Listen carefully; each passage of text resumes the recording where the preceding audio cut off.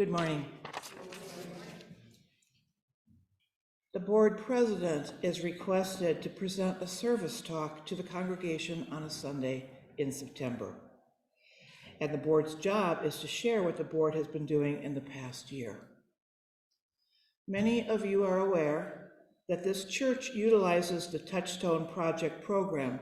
And for those not familiar, this is a theme-based ministry program for Unitarian Universalist congregations, which seeks to involve members, family, children, youth, and newcomers in worship, religious education, small group ministry, and reach out into the community. Because the program uses a different monthly theme, I have always looked for how other speakers incorporate that theme word into their Sunday talks. And while I find all the talks interesting and illuminating, looking for that reference theme word keeps me focused too. Before Touchstones, speakers were asked to work one of our 7 principles into their talk. Many times the principle was very obvious, and there were other occasions where the reference was subtle. The theme word for September is awakening, a word I found too difficult to work into my speech today. However, Touchstones also has an annual theme word for 2022-2023, and that word is regeneration. We've had plenty of challenges for the past few years, battling COVID, a war in Ukraine, rising authoritarianism, an inaction for global warming and political extremism. But can regeneration give birth to hope? Can it nurture the spirit, renew compassion? Can regeneration give us back a life committed to pursuits of justice? I believe so, because it puts life at the center of every decision and action. We have many members and friends of the church who are deeply and passionately involved with organizations such as the Safe and Affordable Housing, gathering donated items for standing food pantries, supporting the LGBTQ+ community, the Quincy Poverty Project, working to get people registered to vote and being election judges, precinct committee people, and central committee persons. The Merriam-Webster definition of regeneration is the act or an instance of bringing something back to life, public attention, or vigorous activity. Regeneration can be rebirth, rejuvenation, revitalization, resuscitation. Just as our church has a covenant we recite on Sunday morning service, the board also has a covenant. On occasion, and usually at our annual retreat, I like to substitute a poem for the covenant from one of our past members and artist, Al Beck. He wrote in his book of poetry, Senses, Fences, Consequences, these words. Let the muscles and the mind deal with the present moment. Simultaneously, permit the spirit to project itself into the future while at least one historic hand keeps grip on a precious past. All boards have kept in mind that the past, present, and future have important and necessary standing in the work of the church. In this board's case, in this church, regeneration has been our mission to ensure that this building is safe, sound, and healthy, and that is no small feat, because this little jewel of stone and wood is 109 years old. Ours is a continuation of the mission the board put into action last year, and we have made a great many improvements. It's just a long process, and we're not done yet. But ensuring this place that we love and tend with care means we practice this regeneration within the walls so it can continue to be a meeting place for spiritual comfort, fellowship, learning, and where we can plan a course of action to go outside these walls and partner with those in the community who want to make a better world for everyone.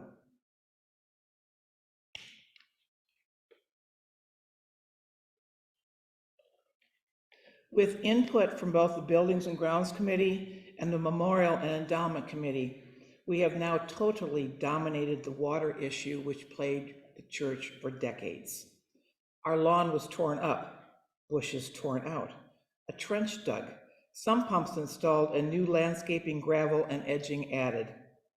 You'd think that would be the end of it, but like a honey-do list, more issues always come to light and need to be addressed, and that's what we're doing. Years of damp found mold and termite damage in the basement, faulty exposed and/or hot wiring, and plumbing that is so elderly that it is not up to code. But these are problems in the basement that are being looked into. An additional reason for getting the water problem in the basement under control was because our church should be a safe and healthy place, and the work downstairs means that the area can once again be used for the children's RE program and the small bookstore. It had come to our attention last year that the people in the Quincy LGBTQ community have few places where they can congregate to relax and enjoy themselves. The board's idea last year was to offer them a space in the basement, making it light, cozy, safe, and secure, where they can gather. The board is still working to make this happen. As I said earlier, making improvements is a long process, and it takes time and money. At the annual meeting of 2021-2022, the membership asked that our painted glass windows be cleaned and restored.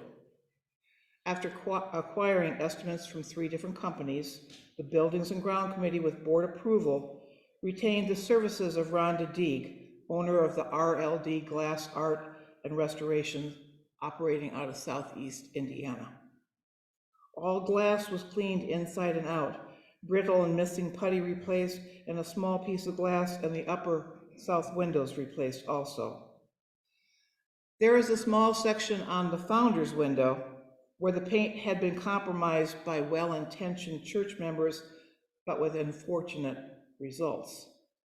Rhonda was able to mend the area working from the outside.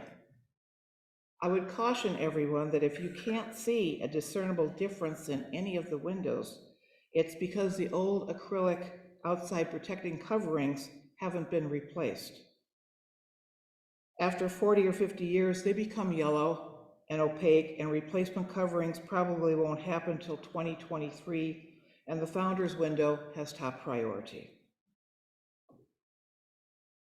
I walked into the Quincy Unitarian Church 7 years ago out of curiosity, and what I knew later was a desire for connection born out of restlessness and loneliness.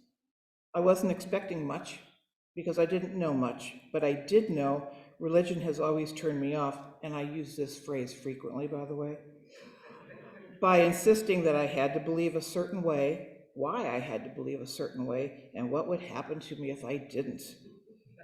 That's one of the reasons I didn't set foot in a church for 40 years other than weddings and funerals.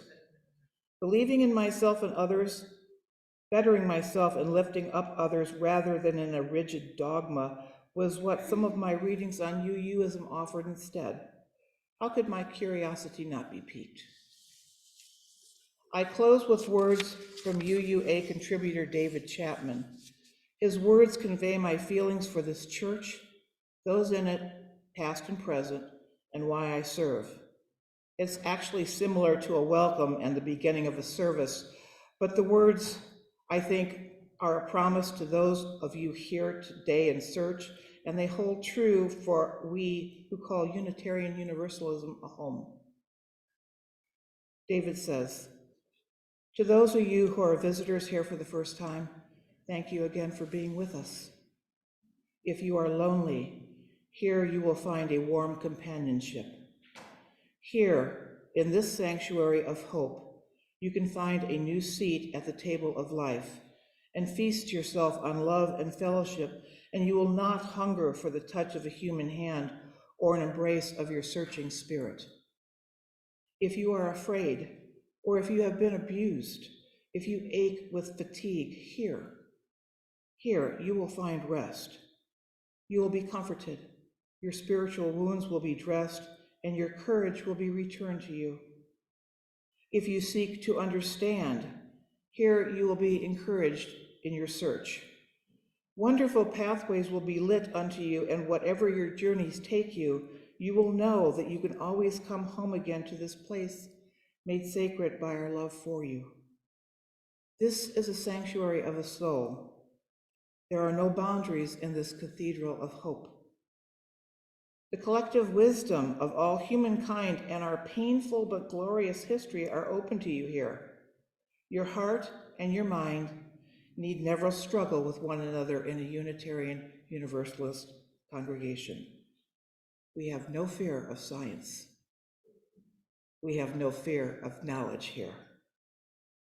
If someday you decide to join us, you may feel what I have felt, in the words of author Dorothy Leigh Sayers from her novel Busman's Honeymoon. All my life I have been wandering in the dark, but now I have found your hearts and am satisfied. And what do all the great words come to in the end but that I love you? I am at rest with you. I have come home. Thank you.